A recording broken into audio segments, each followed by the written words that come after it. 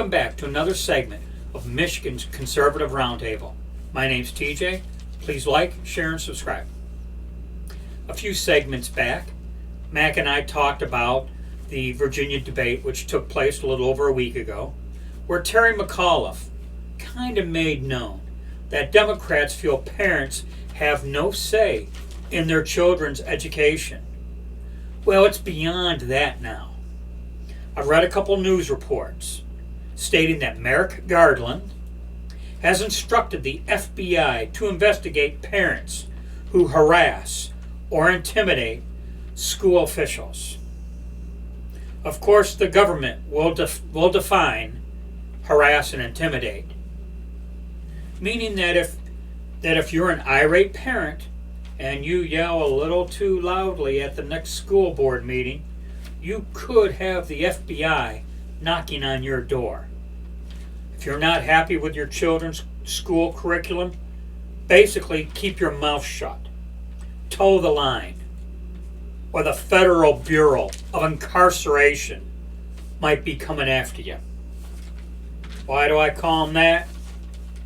It seems that the federal government's modus operandi, and that's Latin for method of operation, or MO, if you object too forcefully to whatever their program or directive is, their solution is just throw you in jail. Standing too close to the Capitol building, off to jail you go. You won't become a snitch of some group that the federal government has deemed evil. Well, then maybe you need to be in jail too. You advocate a different set of medical beliefs. Well, as far as they're concerned, now you're spreading misinformation or disinformation, and well, you too must be locked up in confinement. Get a little too vocal with your school board, who time and time again has given you a deaf ear. Well, now you're guilty of harassment, as they like to say. Off to jail you have to go. I'd like to quote a couple sentences from the Declaration of Independence. You'll find these sentences about 3/4 of the way in, kind of toward the end.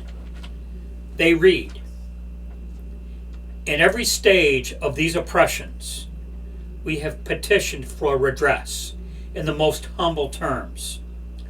Our repeated petitions have been answered only by repeated injury." So these sentences read from the Declaration of Independence. I can't help but feel we've been getting injured a lot here lately.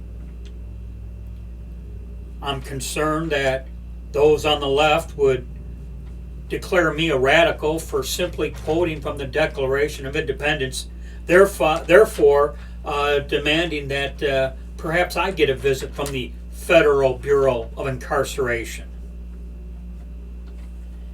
And finally, before I close, I'm going to assume that at this point only our loyal subscribers are still watching at this time. We have a troll. I've mentioned him before. Originally, he went by the alias Julio Von Gulio. And if you were to see his profile pic, it depicts one of, we'll say, satanic worship. Upside down cross on his forehead or whatever. We believe he is now trolling us under a couple other aliases. And the reason why we suspect it's him is because of his verbiage. He minces no words. He wants us extinct. If you can imagine this little old grassroots channel that doesn't even have 1,000 subscribers, he wants us extinct. And not just us here at the Michigan Conservative Roundtable, but all of you too. He wants all of us extinct.